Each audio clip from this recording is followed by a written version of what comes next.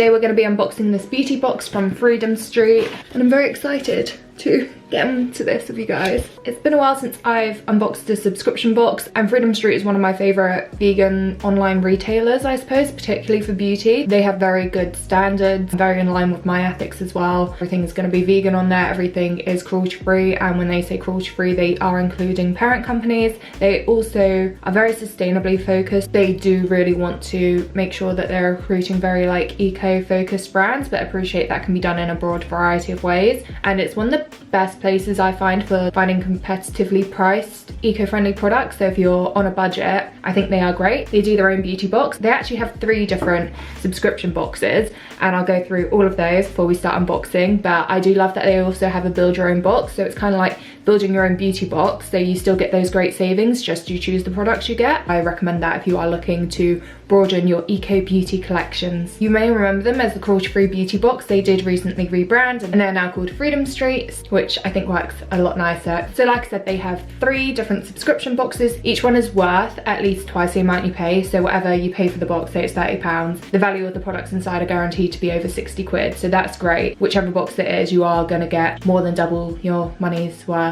All the boxes may contain mixtures of full-size products and travel-size products. I find that's fine as long as you're getting the value for money. In fact, when it comes to a beauty box, I think I prefer more travel-size products, just so that you get the chance to try more things. And finally, all their boxes are every 2 months, which I also really like. I find that getting a subscription box every month, particularly when it comes to stuff like beauty, is often too much. It's too indulgent. I remember saying this a lot about Lush boxes. I wish that I had the option to opt in for every other month or every 3 months or something like that. So I love that they do their box every 2 months. There are 3 boxes. The first one is actually a plastic-free box. So the mini box is plastic-free and it will contain 3 to 6 products. And that one costs £25.95. Then you have the original box. That is what we're unboxing here today. This one contains 5 to 6 beauty products, and what I love so much about this is that it is super customizable. They will be beauty products, but you can opt in or out for makeup. So if you don't wear makeup or you don't want makeup being sent to you, you can opt out of that and you'll just get a couple of different swaps each month. And this one costs £33.95. Then finally there is the deluxe box, which has beauty and lifestyle products. You will get 7 to 12 products with that box each time it rolls around, and that one costs £44.95, but you will get like sweet treats and stuff in it, so it kind of makes sense. I don't really see the point in getting a massive beauty box, so I like that they weave lifestyle stuff into it as well. I just went onto the website to see how much customization was actually available because I couldn't quite remember, and there were so many more questions than I even thought there were. First off, they ask, do you want makeup? They feature 1 to 2 items of makeup each month. If you don't want makeup, they'll replace them with other products for you, so you can click yes, no there. And then there are so many more questions on makeup if you haven't chosen to avoid it. So they ask you your preference with lips. Do you like dark shades? Do you like vibrants, nudes, or would you rather just be surprised? Then with makeup, eyes, you've got nudes, vibrants, darks. Eyebrow color, you can choose blonde, ginger blonde, brown and black. Skin tone, dark, medium, fair, fair, medium, medium, dark. They have that information. They will choose the right products for you. They ask if you want nail product, and then you can choose again nudes, vibrants, darks. They ask for your skin type. You can let them know if you're oily, combination or dry. Hair type, again dry, oily, coloured,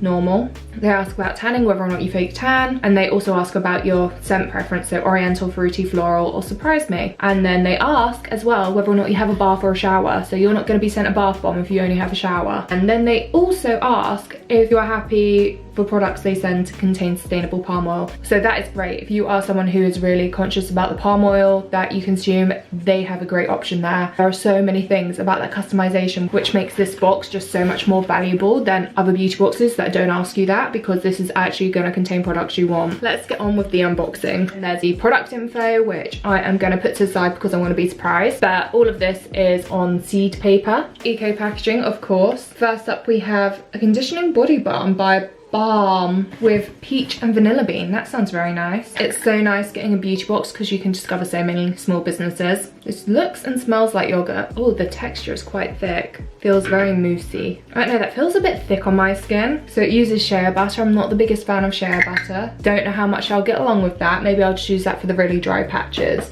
But it smells really nice and peachy. That product was worth £12.99. I think it would work very nice as a foot mask, so if I put that all over my feet, put them in socks and then sleep like that, I think I'll have really soft, lovely feet in the morning. And we're getting to that time of year where you start realizing how much you neglected your feet all winter. What else we got? A matcha moringa ginseng, green coffee, half a lemon, mint, vanilla, drop of maple. I think I've had one of these before and I actually found it really delicious. I think I'm gonna put this in the fridge. I think I'd best enjoy it like that. I think you're meant to shot it, but I think I might pour it over ice and have it with a straw. Nothing wrong with a little bit of health boost. I'm quite happy to have that included. Okay, now we have a hand sanitizer, which is antiviral and antibacterial. It's got plant-based alcohol, 75% with natural essential oils. It's got aloe vera, meishang, orange and spearmint. I don't know if I want it to be minty, but I'm quite excited it's got aloe vera in it. Hopefully this won't be too drying. Got a little bit of gel there. Oh, it's dripping fast. I haven't really been taking hand gel out that much lately. I feel like I just go on a walk and I'll come back. But now that life is resuming again, I'll be keeping this in my bag. It's got a bit of a spice to it. I quite like that. I really enjoy that actually. And it looks quite fancy as well. I would be very happy sharing this around and people thinking I'm kind of bougie. My hands don't feel particularly dry straight after using it, which sometimes is the case when you use hand gel. So I'm very happy about that. Normally I get really nervous when I get sent brands I've never heard of or never used before. I get really worried that they're ethics aren't in line with mine, but I know that cruelty-free beauty books are so strict on cruelty-free, on asking cruelty-free questions, on ensuring there's no like non-cruelty-free parent company and things like that, so I never get nervous when it's through them. And then I've got something from the Coconut Bee. This is a restorative face polish with calendula, green clay and seaweed. Oh, it's a powder.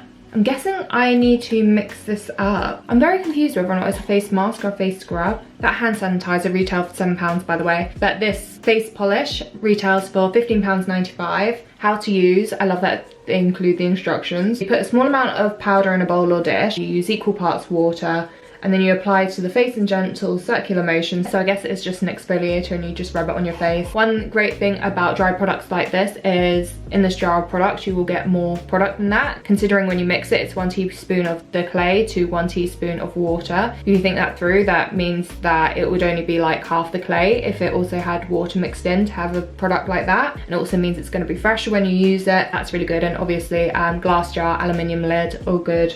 Oh. Here I've got a Pit Balm, an organic deodorant with a hint of orange oils. I don't know if you guys saw my recent deodorant video, but I have sworn off solid deodorants, putty deodorants, anything that's not my salt of the earth deodorant. This looks lovely, it smells lovely, maybe it's amazing, but I have just had too many awful experiences with plastic-free deodorants. My armpits are just really sensitive. I really go into it in that other video, but yeah, I'm just not keen on upsetting my armpits anymore. I have like a reasonably eco-friendly deodorant I'm using. It's vegan, it's cruelty-free, it's reasonably sustainable, it's not plastic-free, but I'm happy with it. It keeps me fresh and it keeps my pits clear of ingrown hairs and spots, which I just got aplenty when using deodorant balms and solid bars. I will be passing that on to a friend to try out, but yeah, definitely not for me. But that Pit Balm was worth £5.99. Okay, and then here I've got a vegan eyeshadow pigment from Love the Planet. It is in shade Petal. It is in an aluminium tin. I am very nervous about opening it. Where I've used all these balms as well, my hands just feel a bit slippery. I literally don't know how to open this. If it is a loose thing like an eyeshadow, I really don't think it should be in a tin like this. It's just a recipe for disaster. I can't open it. Okay, well here's some footage of me later figuring it out.